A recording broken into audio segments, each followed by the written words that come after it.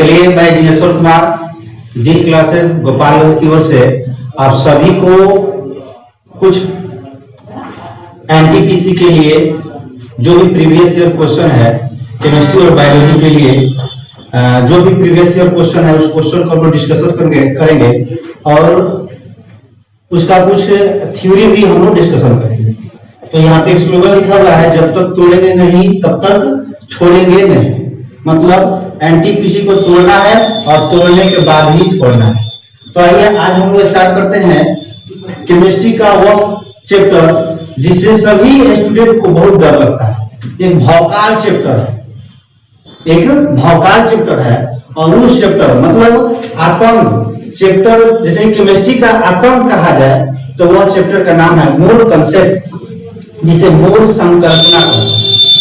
इसमें बच्चों जो भी बच्चे होते हैं, जो भी स्टूडेंट होते हैं, वो कंफ्यूज ये रहता है कि एक मोल बराबर कितना परमाणु, एक मोल बराबर कितना अणु और कितना आयन, इसी में कंफ्यूज रहता है और क्वेश्चन नहीं बनता है। तो आज के बाद से यह आपका जो प्रॉब्लम है ये खत्म हो जाएगा।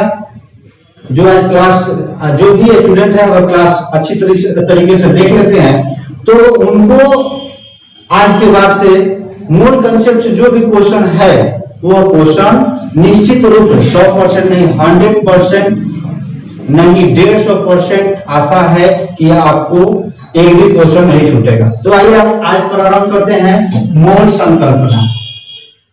मोल संकल्पना मतलब इसे हम कहते हैं लोग मोल कंसेप्ट। मोल कंसेप्ट है क्या? इसमें एक शब्द आता है मोल। मोल क्या है? मोल क्या है? अगर कोई पूछे कि मोल है क्या, तो मोल एक कलेक्शन है। मोल एक कलेक्शन है, इकट्ठा करना या ढेर। मोल एक कलेक्शन है, इकट्ठा करना या ढेर। तो यहाँ पे शब्द आता है कि मोल शब्द जो है, मोल शब्द का ही प्रयोग क्यों किया गया? मोल शब्द का ही प्रयोग क्यों किया गया? क्योंकि मानते हैं अगर यह एलिमेंट है, कोई भी एलिमेंट है, तो इस एलिमेंट के एक छोटा सा कण, इस एलिमेंट का एक छोटा सा कण क्या होगा? परमाणु। इस एलिमेंट का या इस तत्व का छोटा सा कण क्या होगा? परमाणु। अगर यह यौगिक अगर यह कोई यौगिक है या कोई पदार्थ है तो इसका अगर छोटा कण देखा जाए तो सबसे छोटा कण अणु होगा। अगर यह आयन है तो इसका छोटा कण, सबसे छोटा कण क्या होता है? सबसे सूक्ष्मतम कण क्या होता है? तो आयन। मतलब आयन का सूक्ष्मतम कण आयन ही होगा। पुनः देखते हैं, फिर से हम देखते हैं कि अगर यह एलिमेंट है तो इस एलिमेंट का सबसे छोटा कण, सबसे सूक्ष्मतम कण क्या कहलाएगा? परमाणु कहलाएगा। अगर यह यौगिक है, कोई पदार्थ है, तो इसका सबसे सूक्ष्मतम कण अणु कहलाता है। अगर यह आयन है तो सबसे सूक्ष्मतम कण इसका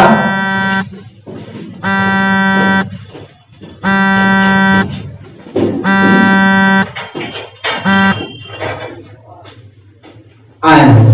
चलिए थोड़ा सा टेक्निकल प्रॉब्लम। तो यहाँ पे देखा जाए अगर इतना एलिमेंट है तो छोटा जो कण होता है, यह छोटा कण बहुत सारे छोटे कण इसमें उपस्थित होंगे, बहुत सारे छोटे कण उपस्थित होंगे। वैसा छोटा कण, इतना छोटा कण होता है जिसे हम लोग अपने आंख से नहीं देख सकते, जिसे हम लोग अपने आंखों से नहीं देख सकते हैं। और हम जानते हैं या पढ़े होंगे, आप लोग किसी मास्टर साहब से पढ़े होंगे कि ये जो परमाणु होता है उसका आकार 10 के पावर -10 मीटर होता है। 10 के पावर -10 मीटर मतलब इसका आकार बहुत छोटा होता है। अगर इसका कंपेयर किया जाए एक बाल से, तो एक बाल का जो साइज होता है 10 के पावर -6 मीटर होता है। इस 10 के पावर -6 का जो 6 मीटर है, 10 का -6 मीटर है, इसके 10,000 भाग करेंगे तब एक भाग एक परमाणु के आकार होता है, अर्थात बहुत छोटा कण। तो ऐसे ऐसे कण बहुत सारे इसमें उपस्थित होंगे। तो इन्हीं सभी कणों को एक सेंटेंस दे दिया गया, एक शब्द दे दिया गया, उस शब्द को क्या कहा जाएगा? यह क्या है? यह एक मोल है। ठीक है, मोल क्या है? एक कलेक्शन है। कलेक्शन क्या है? एक संख्या का कलेक्शन है। इकट्ठा करना या ढेर है। किसका ढेर है? एक संख्या का ढेर है या एक संख्या का कलेक्शन है, जो क्या दर्शाता है? किसी पदार्थ, किसी तत्व या किसी आयन के परमाणु, अणु या आयन को दर्शाता है। और वो संख्या क्या है? तो हम लोग कहते हैं कि जो एक मोल है, इस एक मोल में जो भी संख्या होगा 6.02 × 10⁻23 परमाणु, अणु या अगर एलिमेंट है तो इतना परमाणु, अगर कोई पदार्थ है इतना अणु होगा, अगर कोई आयन है तो इतना आयन। अब तू कहे कि इतना ही है, इतना ही नहीं है यार। 10 के पावर 5 कितना हो गया? 1 लाख। 10 के पावर 6 10 लाख। 10 के पावर 7 1 करोड़ होता है। और 10 के पावर 8 तो 10 करोड़। यहाँ पे कितना है? 10 के पावर 23 है। इतना ही नहीं, इसमें कितना से मल्टीपल किया गया है? 6.022 से मल्टीपल किया गया, अर्थात यह एक बहुत बड़ी संख्या है। अर्थात ये क्या है? बहुत बड़ी संख्या है। और इसी बड़ी संख्या को हम लोग कहते हैं क्या? एक मोल। यह जो संख्या है, इस संख्या का क्वेश्चन पूछेगा, जो यह संख्या है, इस संख्या को किसने खोजा? तो एक वैज्ञानिक थे, एवोगैड्रो चाचा। तो क्या कहते हैं? एवोगैड्रो चाचा है। तो एवोगैड्रो चाचा ने क्या किया? इस संख्या का खोज किया और इस संख्या को कहा कि अगर किसी भी एलिमेंट में अगर इतना संख्या है, इतना परमाणु है, तो उसे क्या कहेंगे? एक मोल कहेंगे। या किसी यौगिक या किसी पदार्थ में अगर इतना अणु है तो उसे एक मोल कहेंगे। या अगर किसी आयन में इतना आयन उपस्थित है तो उसे एक मोल कहते हैं। ठीक है, तो मोल क्या है? कलेक्शन है, ढेर है, यह इकट्ठा करना किसका? तो एक संख्या का। तो वो संख्या क्या हम लोग बताएंगे? वो संख्या क्या है? एवोगैड्रो संख्या है। मतलब इतना उसका मान क्या होगा? 6.022 × 10⁻23। और संख्या क्या कहलाएगा? 6.022 × 10 के पावर 23। और परमाणु हो सकता है, अणु हो सकता है या आयन हो सकता है। और मानते हैं कोई पदार्थ दे दिया जाए और पूछा जाए कि इतना ग्राम में यह पदार्थ दिया हुआ है, उसमें मोल की संख्या ज्ञात करें। उसमें मोल की संख्या ज्ञात करना। तो मोल की संख्या बराबर होता है दिया गया द्रव्यमान, दिया गया भार। और यह भार कहाँ दिया जाएगा? क्वेश्चन। कहाँ दिया रहेगा? क्वेश्चन में दिया रहेगा। और जिसका भार दिया रहेगा उसका आणविक द्रव्यमान क्या रहेगा जी? आणविक द्रव्यमान, या इसी को सूत्र द्रव्यमान भी कहते हैं। यहां से बहुत सारा क्वेश्चन पूछा जाता है और इसी में लड़का क्या होता है? कंफ्यूज हो जाता है और यहां से क्वेश्चन नहीं बन पाता है। तो आइए हम लोग फिर देखते हैं यहाँ पे इसी से रिलेटेड कुछ क्वेश्चन, उसके बाद से आगे हम लोग बढ़े। चलिए यहां से देखते हैं कि अगर क्वेश्चन कुछ दिया जाए जैसे कि 44 ग्राम CO2 में मोल की संख्या ज्ञात करें। मोल की संख्या ज्ञात करें। क्वेश्चन है कि 44 ग्राम CO2 दिया है, उसमें मोल की संख्या ज्ञात करें। तो दिया गया द्रव्यमान कितना है? दिया गया द्रव्यमान 44 ग्राम और CO2 का द्रव्यमान निकालेंगे, मतलब इसका आणविक द्रव्यमान। आणविक द्रव्यमान निकालने के लिए आप लोग पढ़ चुके होंगे या जहां भी पढ़ेंगे वहां पर सीखेंगे, लेकिन फिर भी आप देख लीजिए कार्बन और ऑक्सीजन। कार्बन का 6 और 12, 8 और 16। जो ऊपर वाला होता है यही इसका क्या होता है? द्रव्यमान। मतलब CO2 का द्रव्यमान क्या निकलेगा?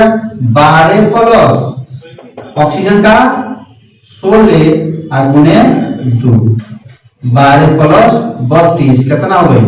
44। कितना हो गया? 44। मतलब इसका कितना हो गया जी? 44। अब देखिए, अब इस फॉर्मूला पे रख देंगे, मतलब मोल बराबर किसका मोल? तो CO2 का मोल। CO2 का मोल कितना ग्राम में? तो 44 ग्राम में। अब बटा कितना उसका सूत्र हो गया? 44 कितना हो गया? 1। ठीक है, समझ में आया? मोल की संख्या ज्ञात करने के लिए हम लोग फॉर्मूला क्या मिला? दिया गया भार बटा आणविक द्रव्यमान। यह दिया गया भार कहां से मिलेगा? तो क्वेश्चन में दिया रहेगा, इस क्वेश्चन से उठाकर यहाँ पर रखना है। और यह आणविक द्रव्यमान क्या है? जिसका भी मोल की संख्या पूछेगा उसी का आणविक द्रव्यमान निकालेंगे, या जो सूत्र दिया है उसका सूत्र द्रव्यमान लेके इससे भाग करेंगे, क्या मिलेगा? मोल की संख्या हमको मिलेगा। आगे देखते हैं, दूसरा क्वेश्चन आपको मिल रहा है कि 64 ग्राम हीलियम में मोल की संख्या ज्ञात करें। थोड़ा देखिए गौर से यहाँ पे कि 64 ग्राम हीलियम,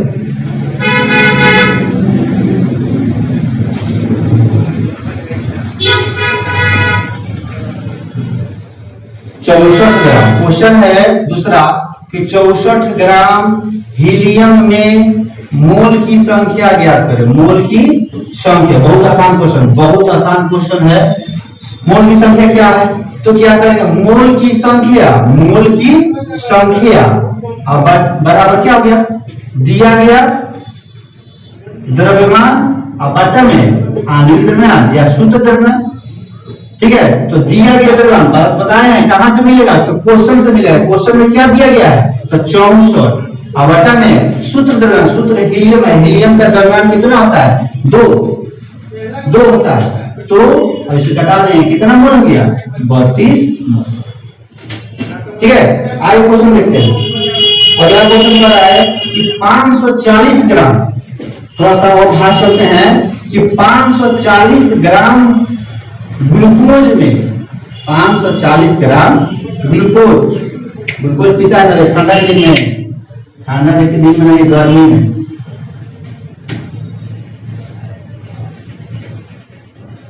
अच्छा, हाँ देखो कितना था ये? 64 ग्राम। थोड़ा सा देखिए यहाँ पे क्वेश्चन, 64 ग्राम हीलियम है, हाइड्रोजन हम समझ लीजिए। ठीक है, तो हीलियम है तो इसका भार कितना होता है? जैसे हीलियम का 2 और क्या होता है? 4 होता है। ठीक है, तो 64 में कितना से भाग करेंगे? 4 से भाग करेंगे। 4 से 4 कौन? 16 चौका 14 ना हो, 16 चौका 64 मतलब 16 मोल हो गया। कितना मोल हो गया? 16 मोल हो गया। थोड़ा सा ध्यान दीजिएगा। ठीक है, चलिए अब सही हो गया। अगला क्वेश्चन मिला हमको कि 540 ग्राम, कितना दिया है जी? 540 ग्राम ग्लूकोज। अब ग्लूकोज का फॉर्मूला कौन नहीं आता है? देखिए C6H12O6 में मोल की संख्या ज्ञात करो। मोल की संख्या क्या है? मोल की संख्या क्या है? मोल मोल मोल यही में मिलाते रहेगा, नहीं ध्यान देगा तो इसीलिए खत्म हो जाएगा। चल देखिए यहाँ पे सॉल्यूशन इसका। दिया गया द्रव्यमान क्या है? दिया गया द्रव्यमान 540, इसमें जी यह ग्राम। अब बहुत यह ग्लूकोज दिया गया है तो C6H12O6 का सूत्र द्रव्यमान, तो सूत्र द्रव्यमान निकालने के लिए अभी हम बता दिए कि कार्बन है, हाइड्रोजन है और क्या है? ऑक्सीजन है। तो कार्बन परमाणु संख्या 6 भार 12, हाइड्रोजन का 1 भार 1, ऑक्सीजन का 8 गुना 16। अब यहाँ से निकाल क्या होगा? देखिए तो क्या दिया है? C6 तो 6 गुने 12। अब 12 भार कितना? हाइड्रोजन का भार 1 कब होगा? 12 गुने, फिर प्लस ऑक्सीजन कब है? ऑक्सीजन भार कितना है? पहले भार लिखते हैं 16 और गुने कब है? 6। भार 6 12 कम और 16 6 36 और 6 कितना हो गया जी? 6 4 10 9 1 2 7 17 1 18। मतलब ग्लूकोज का भार कितना हमको मिल गया? 180 ग्राम। ये मिला। तो मोल की संख्या निकल लेना, आसान है, एकदम आसान है। मोल की संख्या निकाल लेना है। तो मोल की संख्या दिया गया द्रव्यमान कहाँ मिलेगा? तो क्वेश्चन में मिलेगा। क्वेश्चन में दिया गया द्रव्यमान है यहाँ पे, तो 540 और क्या दिया है आणविक द्रव्यमान, तो आणविक द्रव्यमान हम निकाल चुके हैं, कितना हो गया 180, घटाएगा जो आएगा वही आपका आंसर कितना कर देगा 3 बार में कर देगा, कितना हो गया 3 मोल। समझ में आ रहा है? चलिए तो फिर से देख लेते हैं ओवरऑल क्या है। मोल क्या है? मोल एक कलेक्शन है, किसका कलेक्शन है भाई? एक संख्या का कलेक्शन है। वो संख्या क्या है? तो संख्या है जिसका मान कितना था 6.022 10 पावर 23। अगर एलिमेंट है तो परमाणु होगा, अगर कोई यौगिक पदार्थ है तो क्या होगा अणु, उतना अणु। या अगर कोई मोल पूछ दिया तो 1 मोल बराबर 1 मोल आयन बराबर, तो एवोगैड्रो संख्या के बराबर वो किसमें लिखाएगा? आयन में लिखाता है। दूसरी बात है कि यहाँ पे मोल की संख्या ज्ञात करना है, तो मोल की संख्या जो होगा उसके फॉर्मूला होता है दिया गया भार। दिया गया भार कहां से मिलेगा? क्वेश्चन से मिलेगा, और वो क्वेश्चन दिया गया भार बटा आणविक द्रव्यमान। अब इसे भाग करेंगे। यहाँ पे हम लोग कुछ क्वेश्चन देखिए, थोड़ा सा टाइम का अभाव है, अगले दिन फिर से यहाँ से हम लोग चलेंगे और इसके आगे जो भी क्वेश्चन है उस क्वेश्चन को हम लोग बनाएंगे, ठीक है। तो इसलिए हम यहीं पे अब इसको समाप्त करते हैं। लेकिन हाँ, इस समाप्त करने से पहले हम आपसे बोलेंगे फिर से कि जो भी स्टूडेंट इस टॉपिक को देख रहे हैं सिर्फ अपने लिए ही नहीं देखेंगे, अपने दोस्त फ्रेंड सबको दिखाने का प्रयास करके उसको शेयर कीजिए और लाइक बटन थोड़ा सा दबाते रहिए। दबाने से ये फायदा होता है कि थोड़ा हम लोग को भी उत्साह मिलता है। चलिए बहुत बहुत धन्यवाद।